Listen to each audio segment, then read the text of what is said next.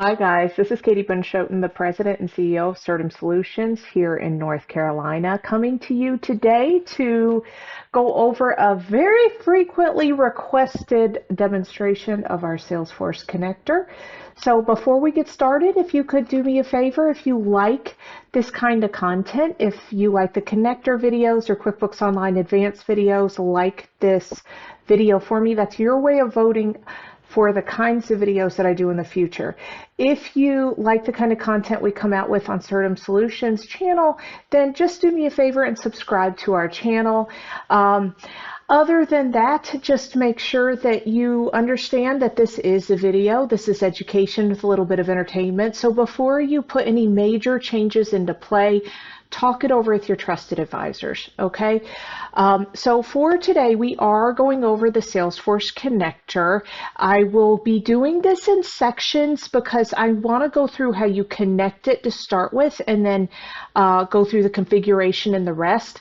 Something to keep in mind during this video is Salesforce, as we all know, is an entity upon itself. It's a massive entity. It has custom developed solutions for large enterprises. It's got your canned CRM and the rest.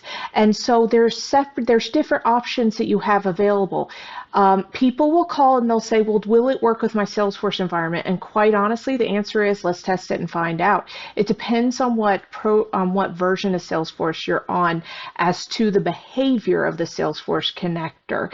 If you have something highly configured, you may need something customized to configure your Salesforce too, but there's no harm, no foul in testing out the connector. And if you have the regular CRM product, then you're totally fine. I will quickly go over the definition of a CRM. Okay, Salesforce is a force upon itself. It's a CRM is a customer relationship manager. We use one as well here at Certum. We would not be able to operate without one.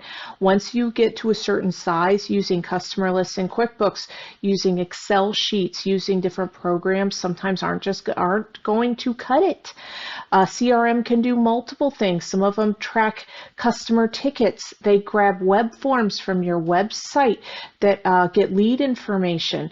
You can track email and activity information. You know, there's so many things these things can do, but really what they're out there for is to provide reporting to you on how your leads are growing through your customer relationship. And you know me, I like to go on tangents. To me, as a business owner, the way I see it is we have our marketing team, right? They're going to get our website up and going, and they're going to help us with all of our campaigns. But what's the point of marketing? It's not to make noise. No, it's to get in leads. There's a term I learned recently. I've always called them leads, but MQLs. We have this really cool new marketing director, and she's really awesome. And she's like, oh, well, you know, we focus on MQLs. And I'm like, I've always heard qualified leads. I've never heard MQLs, marketing qualified lead. But what we measure is how many of those leads end up in our CRM. Once they're in our CRM, how many of those leads or what percentage of those actually convert to an actual qualified opportunity? How many of those qualified opportunities turn into a customer?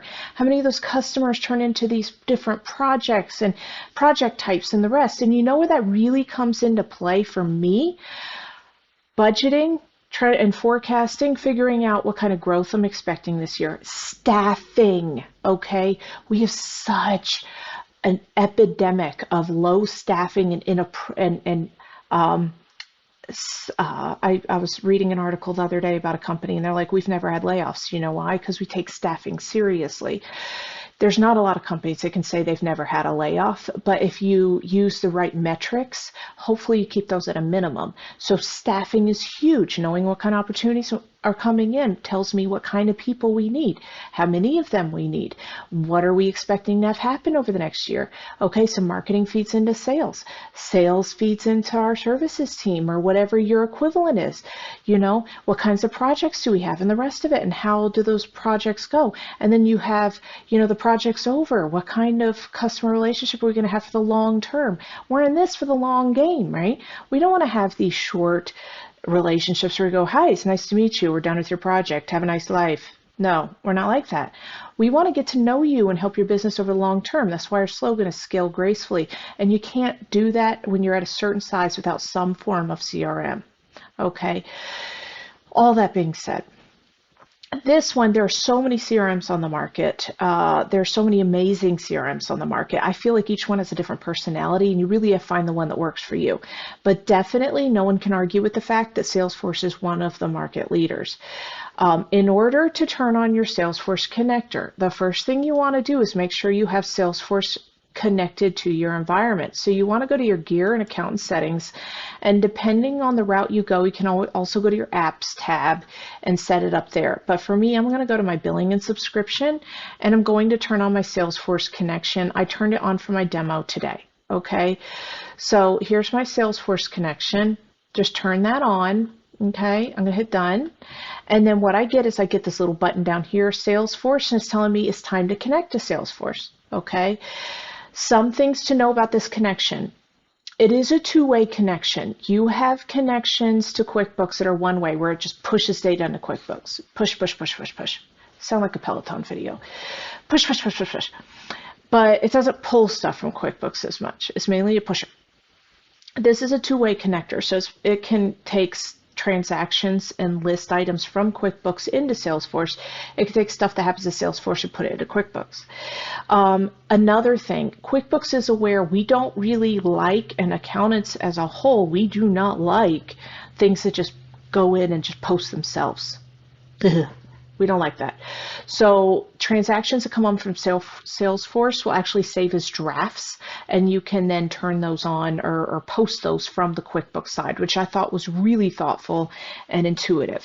Okay, so with all that being said, I love to talk. I'm on a roll today.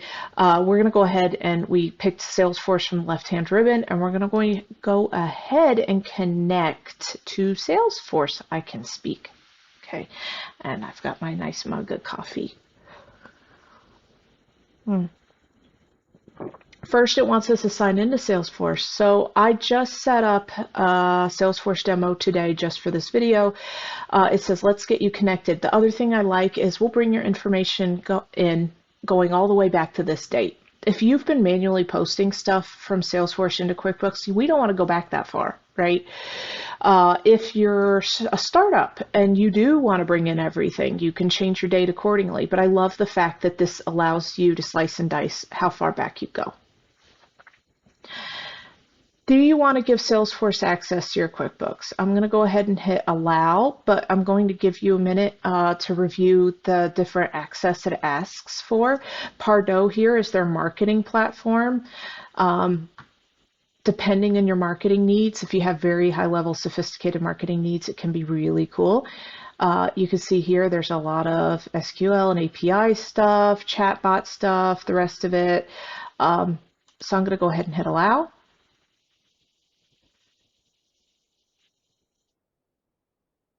And then we get to do. Okay. Ta-da! So the connection is complete. Now QuickBooks is doing its spinny thing.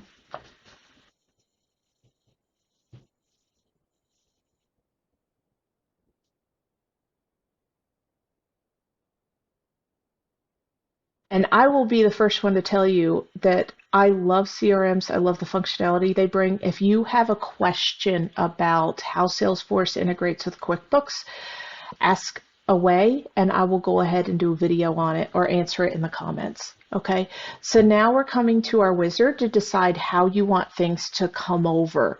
So if this happens in Salesforce, what's our trigger in Salesforce? The Salesforce transaction is an opportunity. We want our field name to be stage, or field name stage, value would be closed one.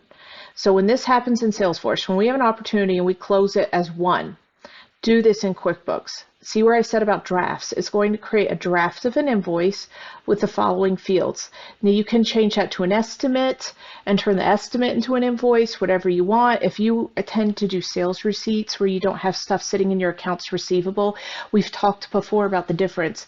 So an invoice is something where you're posting that it's an IOU. They owe you money. and it's posting to your books, and it's going to sit open as a balance on your accounts receivable. If it's an estimate, that's a non-posting transaction. It's saying that I sent a quote out or whatever, but I'm not sure they're going to move forward. But if your opportunity is closed one, it should be going to one of these. To me, I might make it an estimate, but if your process is pretty solid, you hit close one because they approve their estimate in Salesforce, go ahead and make that an invoice. If you want to be extra cautious, like I tend to be, go ahead and make it an estimate draft. And then if it's something where, hey, I'm going up to a cash register, buying something and heading out, they're buying it right at that time, that's a sales receipt. Okay. Here we're mapping. So mapping where we're mapping our fields. What's our email? It goes to our customer email, and you can see it automatically recommends several of these fields. What's my line description? Would be my product and service description. And if you hit this down button, this first part is our actual description. The second part, that's kind of your table item in Salesforce. Okay. Product name goes to product service, sales price, what's our quantity, total price, and the rest, it just keeps on going. If you have custom fields in Salesforce that do not exist in QuickBooks, you can set up custom fields in QuickBooks that will, you can set up custom fields in QuickBooks that it still comes over. Okay. There may be some limitations to that. I apologize if I don't catch something, but you can set up custom fields in QuickBooks and sync it to those fields and vice versa. Okay. So here's all of our different options that we have here. Okay, see what I was saying, add a custom field in QuickBooks. Okay, save and close. So we've done our mapping. It's now connected. We're going to go ahead, and if you need to revisit it, you can go to this import settings button. If you need some more information on the Salesforce integration, they have their tips and resources here. Right now, I doubt there's a whole lot of activity. I know the Salesforce demo pre-populates with some stuff, but here's your trail, your log of what happened. Okay. Now, I'm going to pause this video and bring up my Salesforce so that we can kind of test something. Okay. One moment. Before we go into our testing, what I wanted to do was create an opportunity and mark it closed one to show you the process of it going over to QuickBooks. I just wanted to quickly show you. So with our Salesforce, I wanted to set up a new demo to go with our QuickBooks demo. And this is the intro. I went ahead and did, I'm not a customer. Let's set up a brand new environment. And this is what it came up with once I entered my Salesforce trial. We talked briefly about the customer pipeline, where you talk about marketing, turning into leads, turning into conversions and stuff. You can actually make very sophisticated sales pipelines in most CRMs, including Salesforce. Okay, like is it just a prospecting lead? Okay. And then have we made contact? Have we qualified them? Have we done this? Have we done that? Okay. Have we provided a quote? Have they signed the quote? You can build very strong pipelines. And then here we've got turn on sales features for your salespeople, use your data and reporting to focus on the best opportunities. I mean, that speaks to me. And then sell your way, customize Salesforce to work for you and your business. Okay. For today, we are sticking with our sample information. So to the bottom right, you've got, and these are called widgets. They're on your dashboard, right? We've got today's events. We have today's tasks. We have an assistant here, which really is like a notification log. Okay. Here are my accounts down in this one. Okay. Here's my recent contacts. If you need to make a phone call and you've got that synced with your phone provider. If you need to make notes, here's your to-do list. Let's push that one. So there's my to-do list. Here's my phone. If I needed to use a keypad, a lot of these let you, I'm not speaking for Salesforce. A lot of them will sync with soft phone applications. Like if you use Teams or Zoom or whatever, sometimes these different apps and CRMs will sync with yours. Sometimes they give you a different phone number to use from their system. Here's my notes. Okay. Now this is not bad, especially considering I have not configured a gosh darn thing. And usually that's the first thing I would do. Okay. So this is actually canned out of the box, which I think is stellar. You've got your leads. Okay. We've got our accounts. Those are our, if you have, and another thing we can talk about with sales, and I'm not a salesperson. Okay. I'm a business owner. I'm a consultant that's worked for going on 2 decades.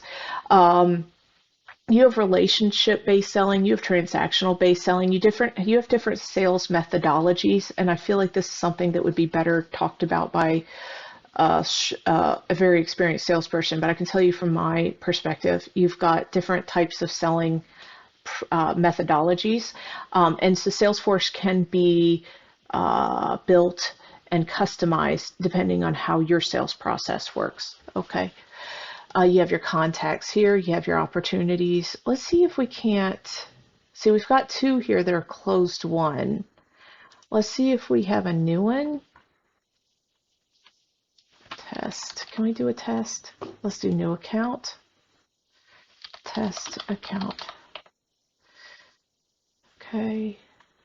And if you see something here and you're like, I really wish my environment said such and such, it's been my experience, most things in Salesforce are highly configurable. I'm not a Salesforce developer.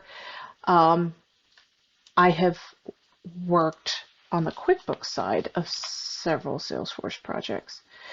Let's see, opportunity, test, opportunity, close date. We hit a snag. Okay, close date 26. Stage is closed 1. Probability is 100%. So what's the probability that this opportunity is going to close? What's our forecast category? And what's our next steps? Okay, we've got this, and this. Lead sources, if you are looking to kind of baby your way into CRM work and sales, lead sources are so important. Okay, did you get this lead through the website, through an advertisement, and the rest, and a referral? For us, that shows us where we need to pay more attention to. Like if we're not getting a lot of leads from one, do we cut bait and just focus on other priorities and focus on different pipelines that provide more opportunities for our company? Or do we lean into that and figure out maybe it hasn't gotten the attention it needs? Maybe we need to dive into this a little bit more, provide more investment, and kind of make something of this. Okay, your lead source, doing specialized reporting, like, of my qualified opportunities, what percentage are from what lead source? Different lead sources have different levels of qualification and different customer lifetime values. Okay, there's so much we can talk about. Okay, so I went ahead and I made this opportunity, and it says closed 1. So I'm going to pause this video and see if I can show this coming through into QuickBooks. One moment. So just as I was hoping, this invoice actually came over as a draft, and I can tell that it came over because I'm looking at my Salesforce activity, and it says imported draft invoice from Salesforce. Now again, to revisit our settings, if you preferred for it to come over as an estimate or a sales receipt, it would have come over that way. So at that point, I'm going to go, okay, I've got a live connection here. This is not a timed connection where it does it every night. This was live, okay? I click on my Salesforce button, and it says to do. You need to approve one draft invoice. So I go to view tasks, okay? And it says approve one draft. And it says here we've got Acme sample. Okay, here's my invoice. Okay, and I'm just going to pick add new. Save, and it brought all that information over from Salesforce. Okay, did you guys see that? It's awesome. Has our invoice date, and then it's got all of our amounts here. Okay, and we hit save. I'm just gonna hit yes.